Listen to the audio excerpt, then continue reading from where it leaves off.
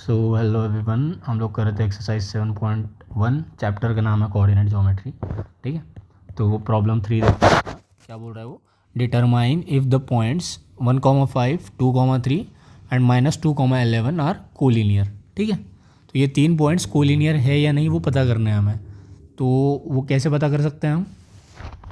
Suppose 3 point है हमारे पास ए, B, सी। ठीक है, अब ये तीनों कोलिनियर है कि नहीं कैसे पता चलेगा। अगर कोलिनियर का मतलब होता है कि तीनों पॉइंट एक ही लाइन पे लाई कर रहे हैं या नहीं। If all the points lies on the same line then we call them collinear. ठीक है, तो ये कैसे पता चलेगा। सबसे पहले ना मैं पॉइंट्स का नाम दे देता हूँ। सपोज ए बोल देता हूँ मैं 1,5, बी बोल देता हूँ मैं 2,3। ठीक है, सी बोल देता हूँ मैं -2, -11। ठीक, तो यहाँ से सपोज ए और बी के बीच में का डिस्टेंस निकालना है। ठीक है, तो यहाँ पे क्या हो जाएगा हमारा, ये हो गया एक्स कोऑर्डिनेट, ये हो गया वाई कोऑर्डिनेट, ये हो गया बी का एक्स कोऑर्डिनेट, ये हो गया बी का वाई कोऑर्डिनेट। या तो कन्फ्यूजन अवॉइड करने के लिए मैं इसको बोल दूँगा x1, y1, इसको बोल दूँगा x2, y2, इस पॉइंट को बोल दूँगा x3, y3। ठीक है, ए और बी के बीच में का डिफरेंस निकालना है। तो ए और बी के एक्स कोऑर्डिनेट का डिफरेंस मतलब x1 - x2 उसका स्क्वायर लेना है। फिर बाद में ए और बी के वाई कोऑर्डिनेट का difference that is y1 - y2 उसका स्क्वायर लेना है। ठीक है, x1 - x2 क्या हो जाएगा 1 - 2 का होल स्क्वायर प्लस y1 क्या है 5, y2 है हमारा 3, 5 - 3 का होल स्क्वायर। तो ये क्या हो गया हमारा 1 - 2 का होल स्क्वायर मतलब -1 का होल स्क्वायर प्लस 5 - 3 का होल स्क्वायर मतलब 2 का होल स्क्वायर। तो -1 का होल स्क्वायर कितना हो गया 1 और 2 का होल स्क्वायर कितना हो गया 4। तो ये आ गया √5। तो ए और बी के बीच में का डिस्टेंस कितना आ गया √5। ठीक है, एक चीज़ आ गई। अब दूसरा क्या करते हैं हम, दूसरा करते हैं इस तरीके से कि बी और सी के बीच में का डिस्टेंस निकाल लेते हैं। ठीक है, बी और सी के बीच में का डिस्टेंस कैसे निकालेंगे। बी और सी के एक्स कोऑर्डिनेट का difference that is x2 - x3 का डिफरेंस प्लस वाई कोऑर्डिनेट का डिफरेंस बी और सी के, ये क्या हो जाएगा y2 - y3 का होल स्क्वायर। तो x2 क्या था हमारा, x2 था हमारा 2, x3 कितना है, x3 है -2। ठीक है, ये हो गया होल स्क्वायर। y2 क्या है हमारा, y2 है हमारा 3 और y3 क्या है -11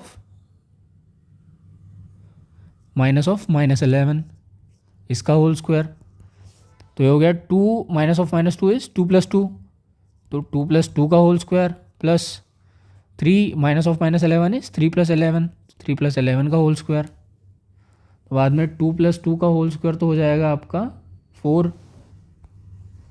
ठीक है, तो ये हो गया आपका √4 प्लस 11 + 3 इज 14 का स्क्वायर और 14 का स्क्वायर होता है 196।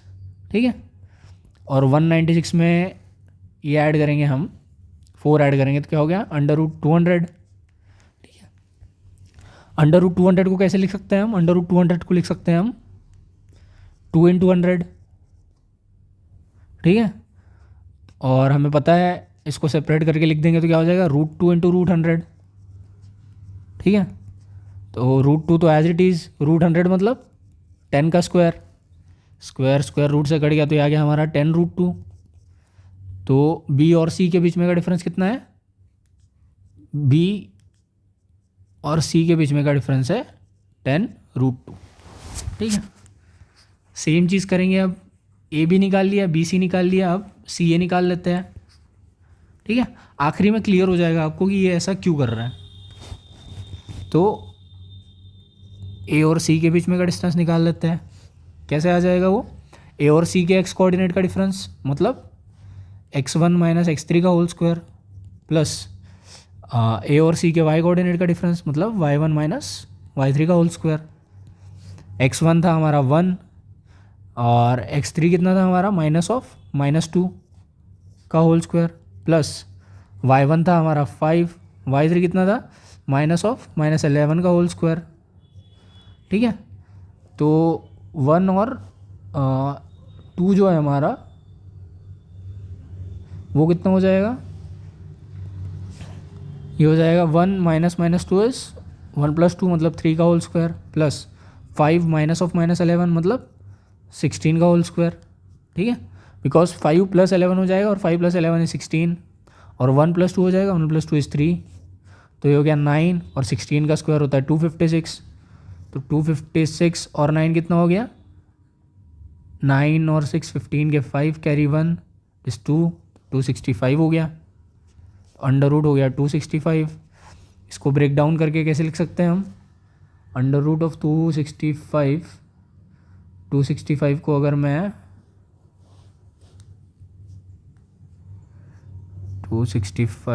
को अगर मैं 5 से डिवाइड कर दूँ तो क्या हो जाएगा, 5 5 ज़ा 25, 1 5 5 3 ज़ा 15, ठीक है।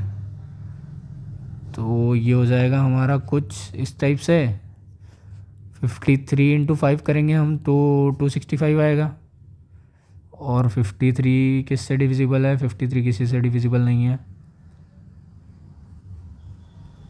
तो ये हो जाएगा हमारा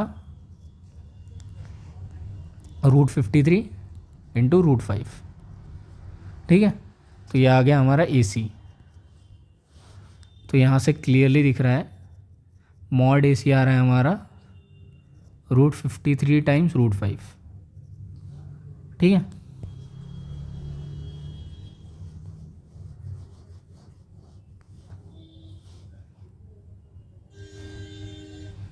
तो कोलिनियर का मतलब होता है हमारा कि तीनों पॉइंट्स एक ही लाइन में है, ठीक है। तो मतलब अगर कुछ इस टाइप से होता, सपोज C तो नेगेटिव वाले साइड है, तो C इधर है मान लीजिए, A इधर है, B इधर है, ठीक है। तो अगर तीनों कोलिनियर होते तो हमको अगर BC निकालना हो तो हम क्या करते, अगर AC का डिस्टेंस प्लस करते और AB का डिस्टेंस प्लस करते तो हमारा BC का डिस्टेंस आ जाता, ठीक है ना। मतलब तीनों एक ही लाइन पे होते तो BC के बीच में कितना डिस्टेंस है वो कैसे निकाल सकते थे हम, AC को और AB को ऐड करके निकाल सकते थे, ठीक है। ये तो एक चीज़ हो गई। अब ऐसा भी हो सकता है कि ऐसा हो, C हो फिर B हो फिर A हो, तो AC के बीच में का डिस्टेंस हम कैसे निकाल सकते थे, BC + AB ऐड करके, ठीक है। तो जब मैं दोनों साइड से देख रहा हूँ, मतलब अगर मैं, ये आ रहा है हमारा √265 आया था, ठीक है, ये आया था हमारा √200, ठीक। तो अगर मैं BC को लिख दूँ √200 और AC को लिख दूँ √265 प्लस AB है हमारा √5, तो क्लियरली ये दोनों साइड बराबर नहीं है। सिमिलरली इधर मैं अगर लिखूँ, ये हो गया हमारा √265, BC हो गया हमारा 200 √200, ये हो गया √5, तो क्लियरली ये दोनों बराबर नहीं है, ठीक है।